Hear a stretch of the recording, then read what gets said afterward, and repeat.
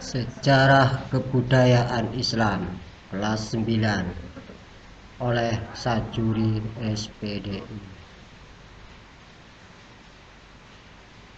Assalamualaikum warahmatullahi wabarakatuh. Apa kabar anak-anakku? Kita berjumpa lagi pada pelajaran SKI, yaitu Sejarah Kebudayaan Islam kelas 9. Kami berharap semua di sana dalam lindungan Allah Subhanahu wa Ta'ala. Amin ya Rabbal Alamin. Sebelum pelajaran dimulai, mari kita buka dengan bacaan basmalah bersama-sama. Bismillahirrahmanirrahim. Baiklah, kita akan mulai pelajarannya, yaitu tentang Kerajaan Islam Nusantara. Nah, tentunya berada di bab 2.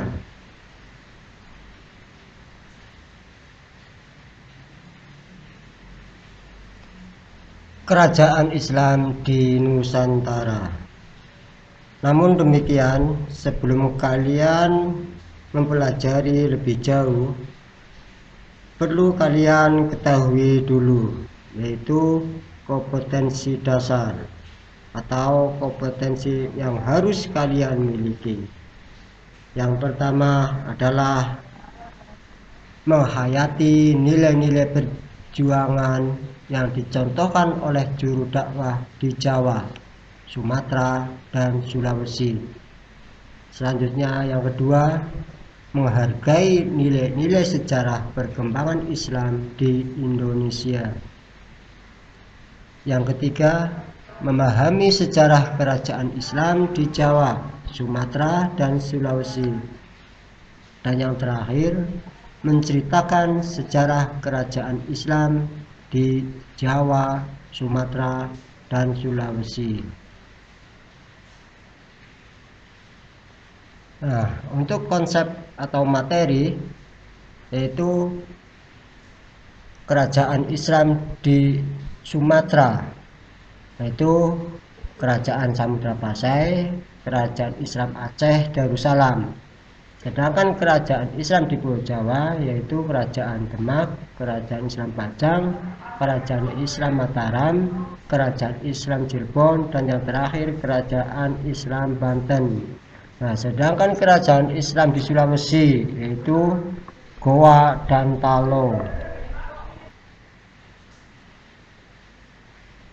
Kerajaan Islam di Nusantara. Nah, amatilah gambar di bawah ini. Ini peta, dan sebelah kanan gambar apa ini ya kira-kira. Nah, boleh kalian untuk mencari atau browsing di media-media lain, silahkan mencari info terkait gambar ini. Seperti itu. Kerajaan Islam di Sumatera. Kerajaan Islam Samudra Pasai adalah kerajaan Islam pertama di Indonesia. Didirikan pada abad 13 oleh Marasilu yang bergelar Sultan Malik As-Saleh, yaitu pada tahun 1258 sampai dengan 1297. Kesultanan ini merupakan gabungan dari dua kerajaan, yaitu Kerajaan Samudra dan Kerajaan Pasai. Penggabungan dua kerajaan itu dilakukan oleh Moreh Silu, yaitu terletak di pesisir timur Aceh, tepatnya di Lok Sumawe atau Aceh Utara, yang berbatasan dengan Selat Malaka.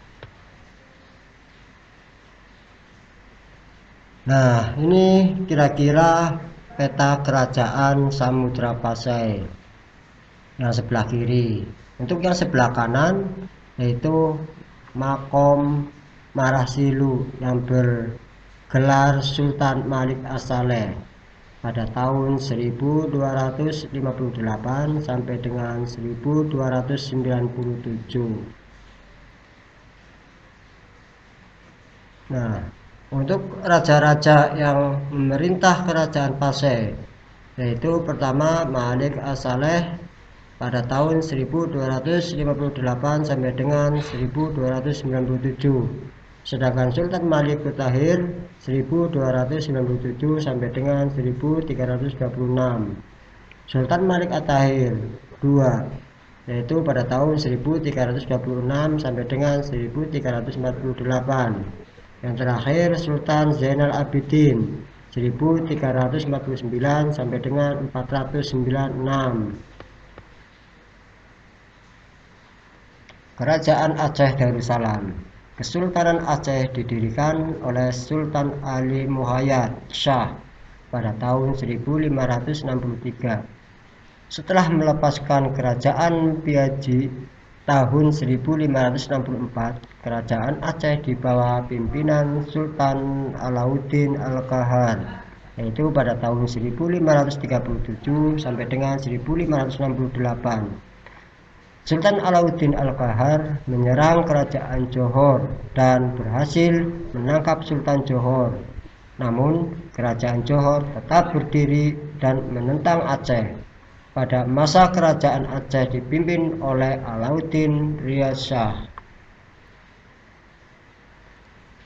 Penggantiannya adalah Sultan Ali Riyad dengan panggilan Sultan Muda yang berkuasa dari tahun 1604 sampai dengan 1607. Pada masa inilah Portugis melakukan penyerangan karena ingin melakukan monopoli perdagangan di Aceh.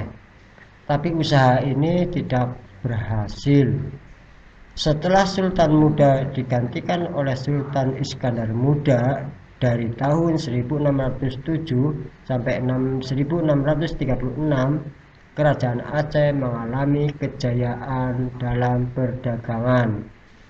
Banyak terjadi penaklukan di wilayah yang berdekatan dengan Aceh, seperti Deli pada tahun 1612, Bintan 1614, Pampar, Pariaman, Minangkabau, Perak, Pahang, dan Kedah, yaitu pada tahun 1615 sampai dengan 1619. Gejala kemunduran kerajaan Aceh muncul saat Sultan Iskandar Muda digantikan oleh Sultan Iskandar Thani atau Sultan Iskandar Sani yang memerintah tahun 1637-1642. Iskandar Sani adalah menantu Sultan Iskandar Muda. Seperti itu. Nah, untuk Kerajaan Demak.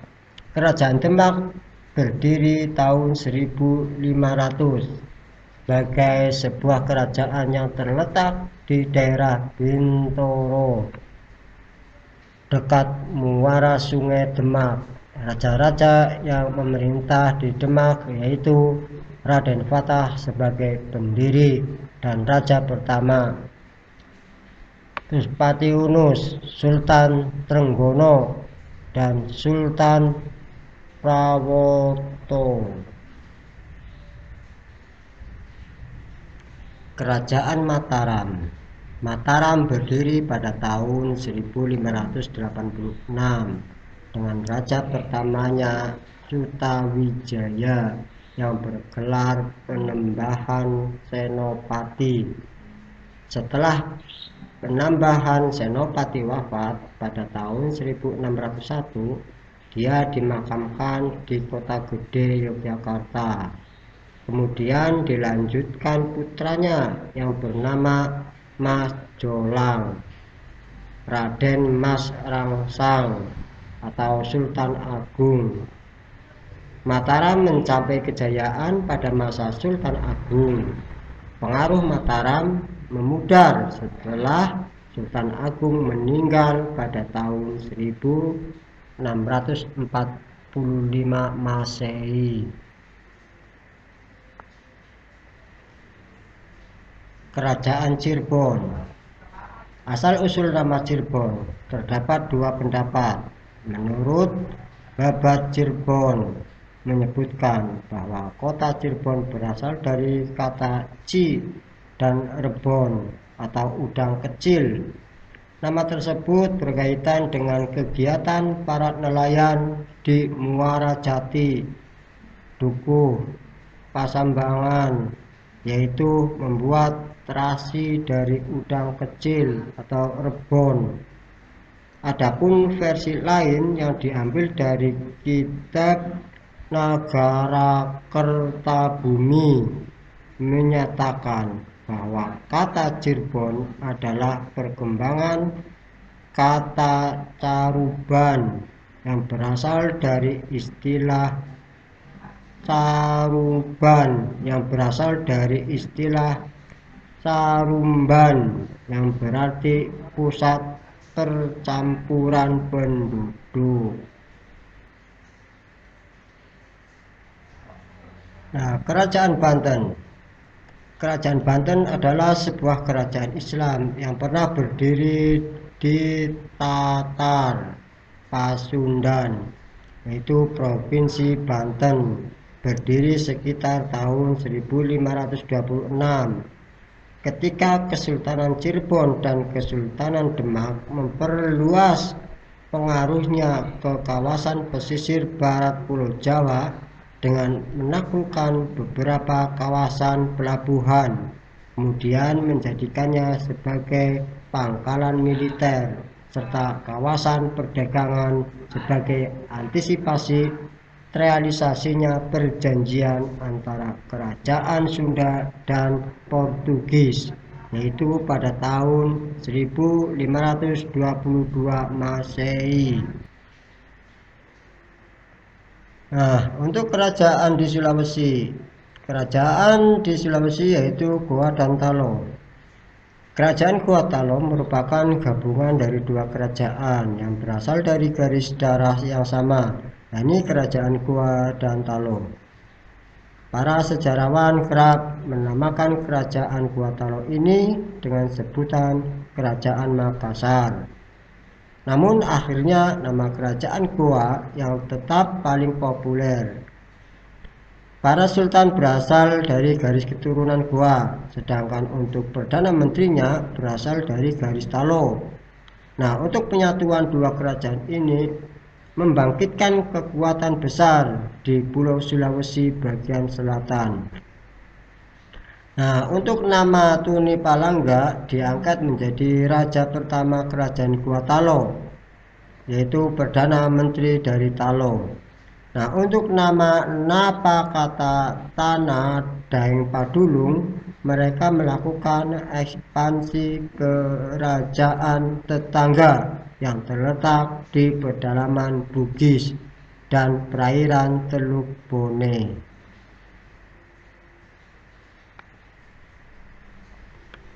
Jadi sekian untuk pertemuan kali ini. Untuk tugas nanti akan saya berikan pada ruang yang berbeda. Untuk mengakhiri pelajaran pada kali ini, mari kita sama-sama mengucapkan hamdalah. Alhamdulillahirabbil alamin. Terima kasih. Sebelumnya saya berpesan, jaga kesehatan, tetap belajar, meskipun di rumah tetap semangat. Demikian yang dapat kami sampaikan, kurang lebihnya mohon maaf. Akhirul kalam, wassalamualaikum warahmatullahi